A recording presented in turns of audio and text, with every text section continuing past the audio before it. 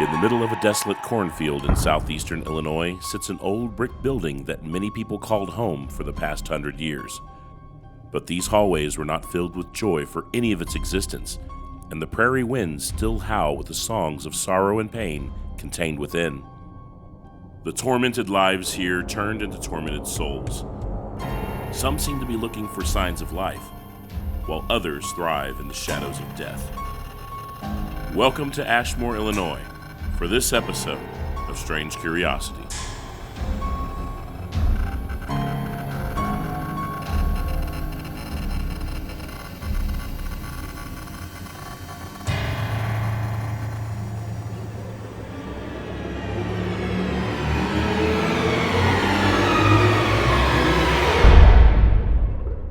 This building was built in 1916 as a poor farm. A poor farm would have been that era's welfare system. If you were an orphan or a widow, disabled in any way, or you were a criminal that needed a halfway house, you would have ended up here. So the likelihood of a child and a rapist in the same building would have been high. Poor farm life would have been horrible and very, very hard. They were self-sufficient, so they did all their own farming and all their own sewing and everything that it would take to live. We had 267 acres originally, and there was one building before the one we're in now here. That was built in 1880, and it is where one of our most prominent ghosts actually died.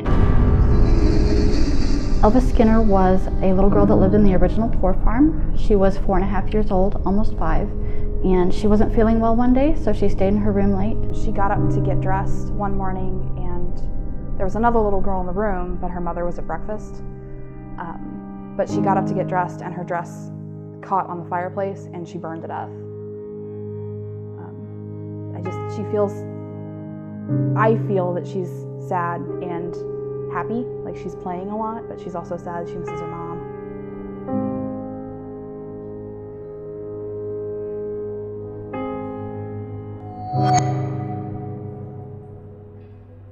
Elva, your mommy's not here. We are.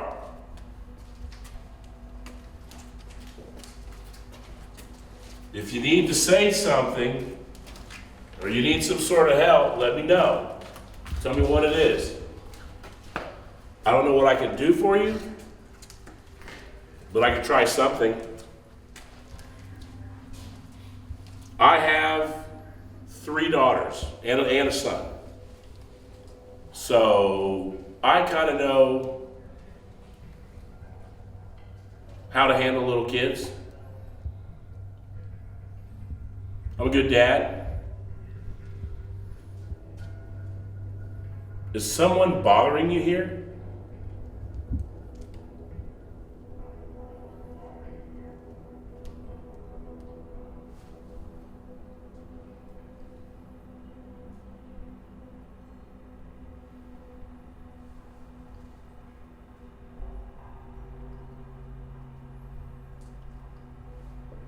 Elva, can you say something?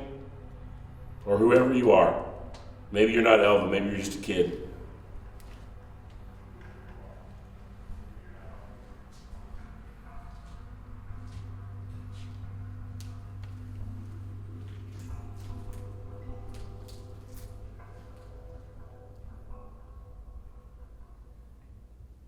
Hello?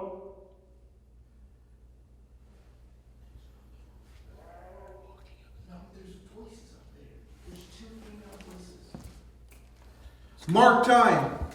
I'm here. Shh.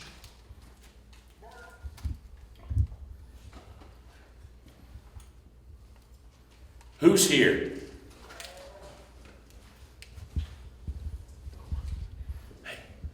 Clear. I'm here. Little girl. Follow him. Follow him. Upon review of the audio, it does seem that we captured a little girl's voice, leading us to believe that we are actually on the right track of little Elva Skinner. Voices up there. Voices up there. Voices up there. Voices up there.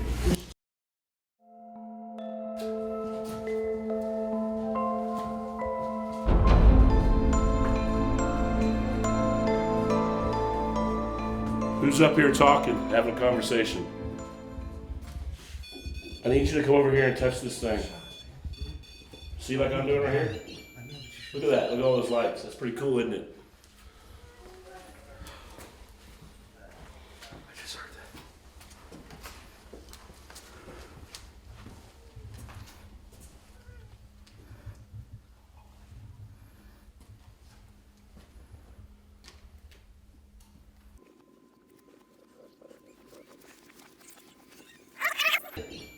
Look at that, look at all those lights. That's pretty cool, isn't it?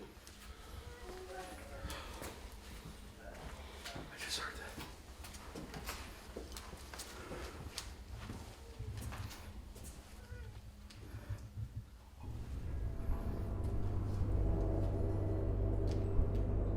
The indiscernible voice sounded like a record playing backwards, so we reversed the audio clip and were amazed at the clarity of the voice and what it was saying. It begs the question of parallel universes. Are they also mirror images in both sight and sound?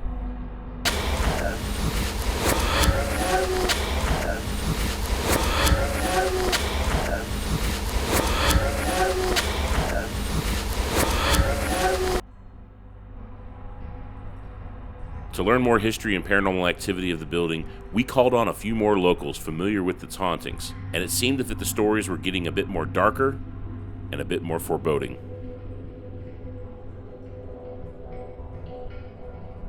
There were about 3 of us down in the boiler room, and I was sitting facing the stairs, talking to some of the other people there in the room, and I looked up at the top of the stairs and I saw a figure, middle-aged man, dark hair, and when I turned away to say something to someone else in the room, I looked back up and he was gone.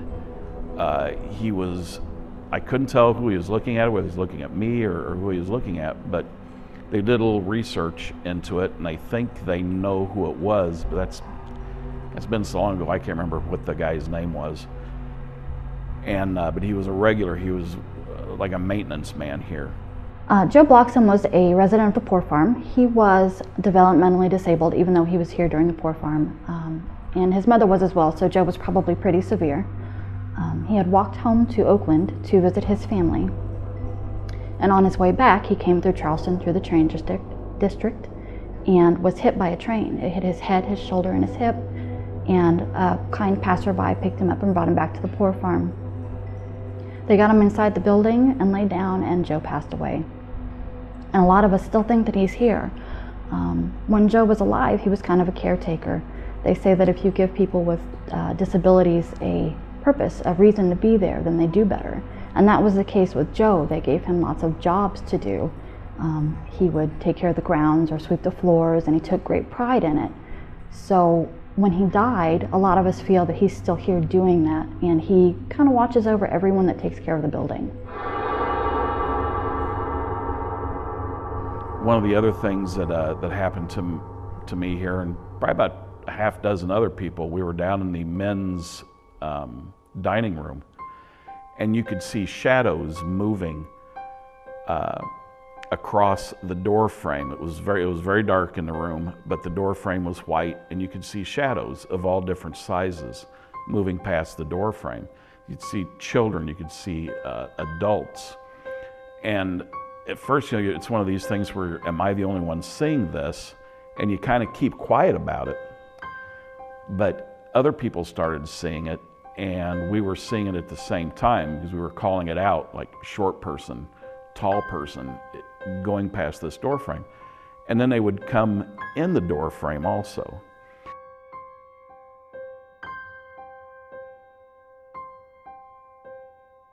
In 1961, it was opened as a psychiatric hospital, which ran for about 8 years, although we have evidence that the building sat empty for a few years before it was bought again and turned into a home for the developmentally disabled. I do believe that the mental institution has a huge impact on this building. And the 3rd floor is where we would have kept anyone who was heavily medicated or in a straitjacket or was unruly. That's where they lived. So it's going to be a noisy place, and I think a lot of times it is.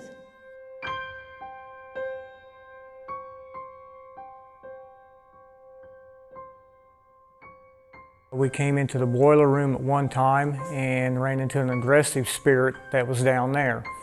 The women that was with us, he seemed to really dislike the women of the group, being more aggressive towards them. We were kind of trying to call it out and get a reaction, get some recordings, some voice recordings, that sort of thing. And he pushed Albert. Like, Albert was standing there, there was nothing, there was nobody in front of him. He was standing there in the doorway with nobody in front of him, nobody around him. He didn't trip, he flew backwards. And he came this close from hitting his head on the bottom step of those concrete stairs. I laid on the floor there for a little while.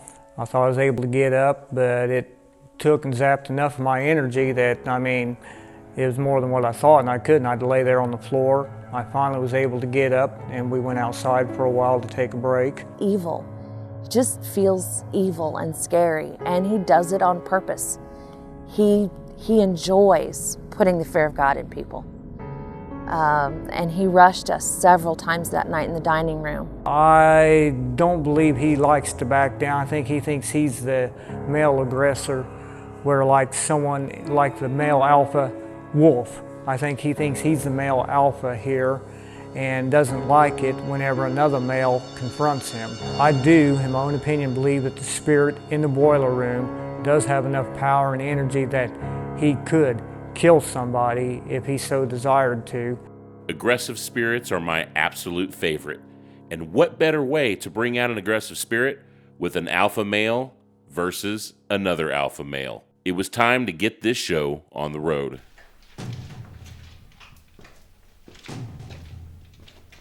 All right. I'm sick as a dog. And I gotta come to this dank old building to find your ass. The mean-spirited one. The one who can kill. The one who pushes people. The one who makes scratch marks. Is it all BS? You're lucky that I don't feel that well tonight. But if you came out right now, I'd still beat you down.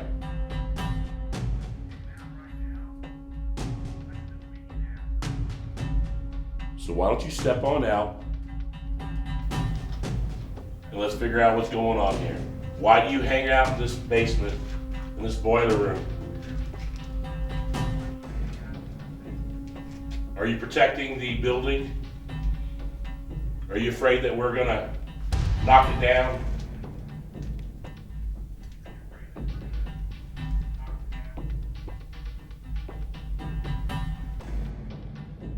Who are you?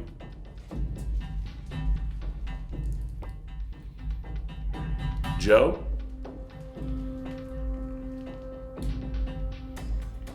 Is it Joe? Everyone says you're nice upstairs, but maybe you're an ass down here.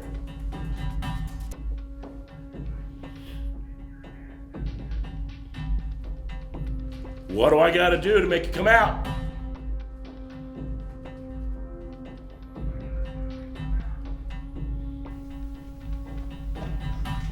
You're supposed to be a man's man. Watch out, the steps behind you. I'm gonna sit down.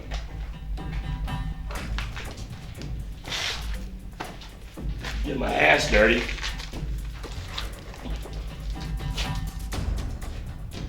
So I'm on the steps once you knock me off. Now what happened next was the greatest example of temperature draw and energy manifestation that I have ever seen. The temperature that you see were logged by our data recorders in the room at the time.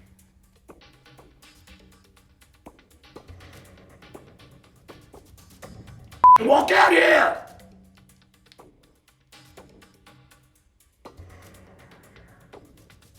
You want to see aggression? I'll show you aggression!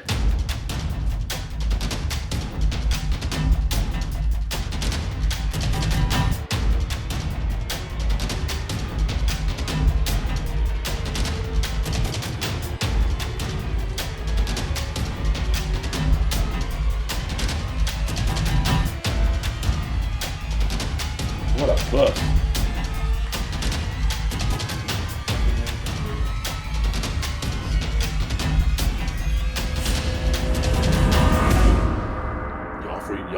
to jump in and just that y'all aren't just a production crew. You can... Got cold.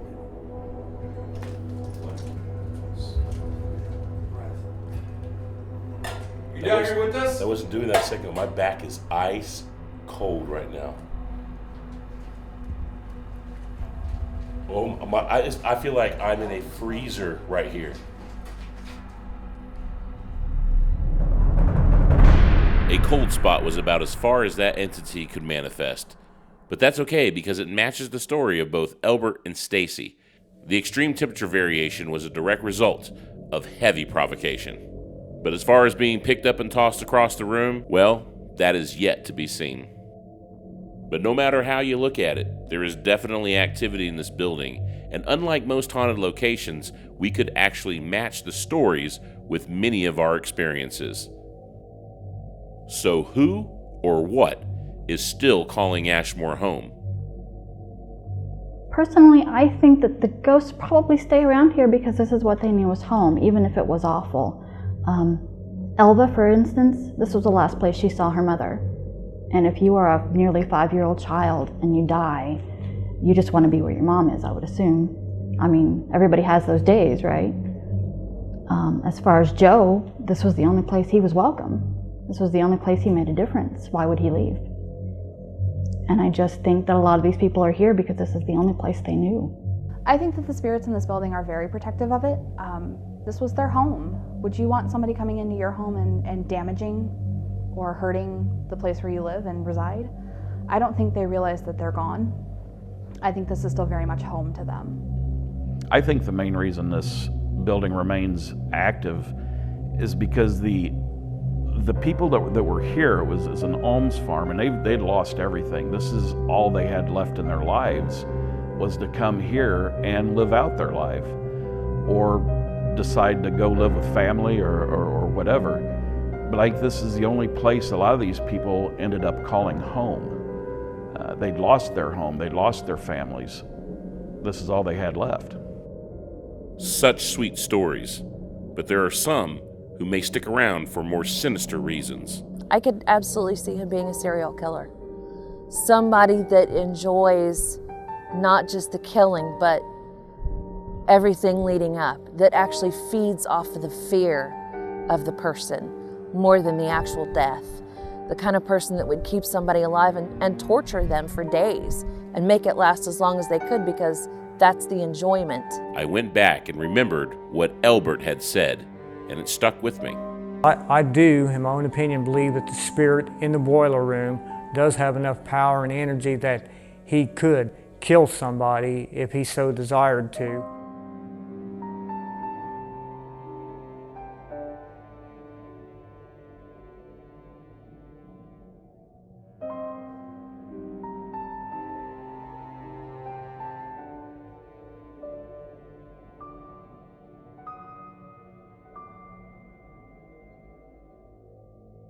This old poor farm created lasting memories that'll never go away.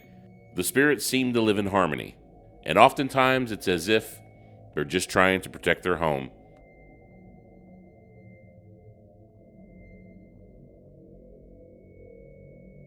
Say what you want about these old abandoned buildings out in the middle of nowhere. Some are an eyesore, some are condemned, some are death traps. But one thing's for certain. Ashmore Estates is still a place that many still call home. They may have all been deemed worthless and useless by society. Poor, destitute, insane, and criminal. But somehow they managed to survive their wretched lives, and ironically, survive their deaths.